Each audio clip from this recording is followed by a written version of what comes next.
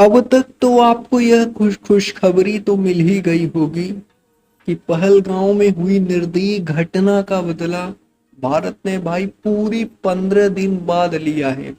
जी हाँ दोस्तों, जैसा कि आप सभी को पता होगा कि एयर स्ट्राइक के जरिए हमारे पहलगाम में जो घटना हुई थी उसका बदला हमारे इंडिया ने आज लिया है।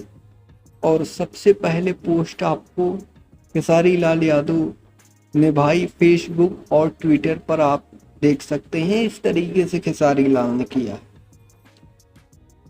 और आपको बता दें, आप सभी को पता होगा कि कल पटना में कहा गया था कि मॉक ड्रिल की जाएगी, लोग अभ्यास करेंगे, इसमें लोगों को चिंता करने की जरूरत नहीं है। लेकिन हम लोगों को सुबह पता चलता है कि भारत ने एयर स्ट्राइक के जरिए अपने देश का वो बदला पूरा किया है।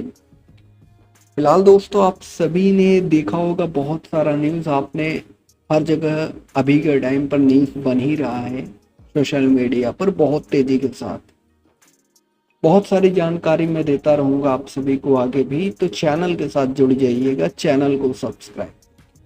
जी धन्यवाद दोस्तों।